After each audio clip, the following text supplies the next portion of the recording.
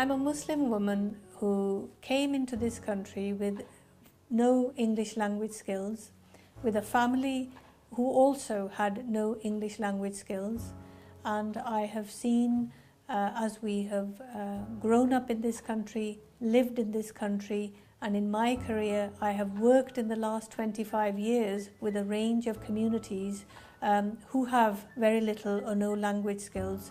I have experience and understanding of what hate crime is and how it impacts on people's lives.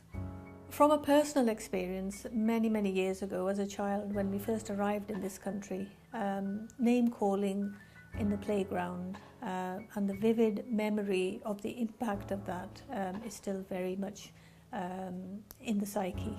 It never goes away. At the time I couldn't speak any English.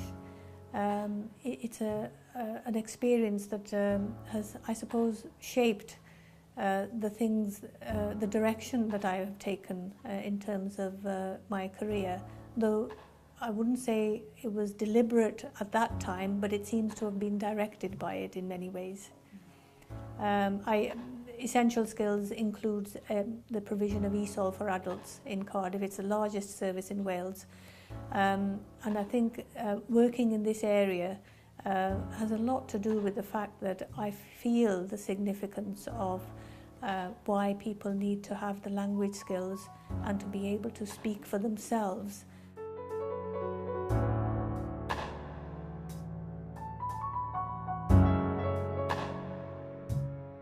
Well, there's the name calling, there's the pulling, the physical pulling of the headscarf, which is quite unpleasant. A physical incident of that nature is far worse than somebody just calling you a name. It's not just calling you a name, it has an impact, but quite a different impact to someone doing that physically to you. Name calling, I think, has been one of the most common occurrences throughout my life at various points. And that actually feels quite hurtful because you can't quite understand why you're being picked on, called a paki, called, being told to go back to your country. And you can't quite work out why the person is saying this because you don't know them, they don't know you. So it feels quite hurtful when they do that. Name calling is quite common even today for many people, and it will most likely have the same impact where people are feeling disenfranchised, they're feeling vulnerable, and people feel that that's even further diminishing their confidence in their ability to be able to do anything about that. There was an incident many years ago where somebody, a young lad, pushed my mother actually as he was walking past, and she fell to the ground. That was very upsetting. That was extremely upsetting for me.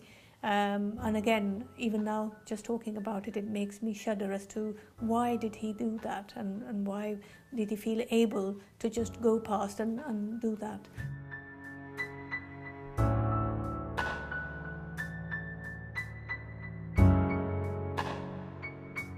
Another incident I can think of is a neighbour who was living in some accommodation just across the road from where we lived. And this neighbour had some young children, and the neighbour's children were throwing stones at her windows, and on a couple of occasions had broken her windows.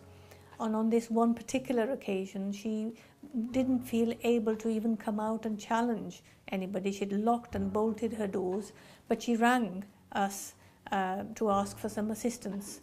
And when we went over to her house, she wouldn't open the door for fear of anybody else coming in, but she was asking for our help in trying to contact her because her husband was away at work, and to try and get the police, and explained how afraid she was. Ultimately, this family ended up moving away from the area and had to be relocated to somewhere where they had more of a community that they felt safer in and felt more able to live as themselves. I know of friends more recently where we had this murder take place, Lee Rigby, where